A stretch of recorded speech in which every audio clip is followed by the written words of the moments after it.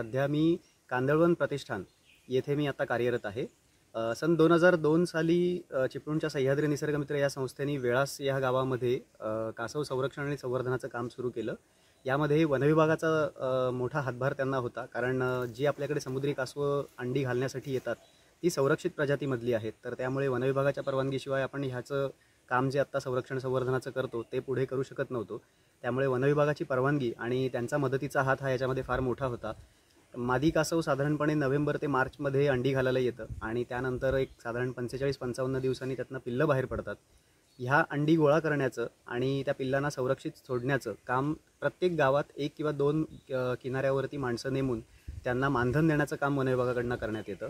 आणि अजूनपर्यंत आपण 2002 सालापासून ते आज 2022 पर्यंत यशस्वीरित्या ही सर्व मिळणारी अंडी जी होती तर ती संरक्षित करून त्यातनं जन्माला येणाऱ्या पिल्लांना सुरक्षितपणे पाण्यापर्यंत सोडत होतो। यामध्ये बऱ्याच गावांमध्ये पूर्वी ही अंडी चोरली जात होती, कोल्हे कुत्रे खात होते, तर त्यांचं संरक्षण संवर्धन करून त्यांची संख्या कशी वाढेल यासाठी आपण प्रयत्न तर केलेच, त्याचबरोबर जनजागृतीसाठी शाळा महाविद्यालय याच्यामध्ये आपण कार्यक्रम केले। तालुका स्तरावरती जिल्हा स्तरावरती प्रबोधनाचे कार्यक्रम केले आणि आज सांगायला खूप आनंद होतो की कांदळवन प्रतिष्ठान, कांदळवन कक्ष आणि वनविभाग यांनी आपल्या महाराष्ट्राच्या किनारपट्टीवरती 5 मादी कासवांना सॅटेलाईट टॅग लावण्यासाठी जे प्रयत्न केले होते तर त्याला आज यश आलं।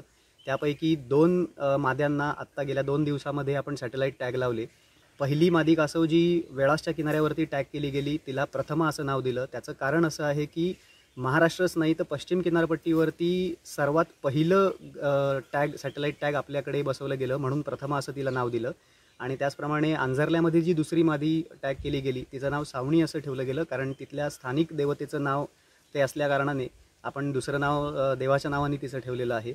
आणि यापुढे ह्या मादी कासविणी वर्षभरापर्यंत कुठे प्रवास करतात, त्यांचा प्रवास कुठे आहे, दुसऱ्या कुठल्या महासागरांमध्ये ते वर्षभर जातात का आणि त्यानंतर पुन्हा प्रवास करून त्या पुढच्या वर्षी अंडी घालायला इथे येतात का, ह्याचा अभ्यास आता आपला सुरू होणार आहे। आणि पूर्व किनारपट्टीवरती हे काम फार पूर्वी झालेलं आहे।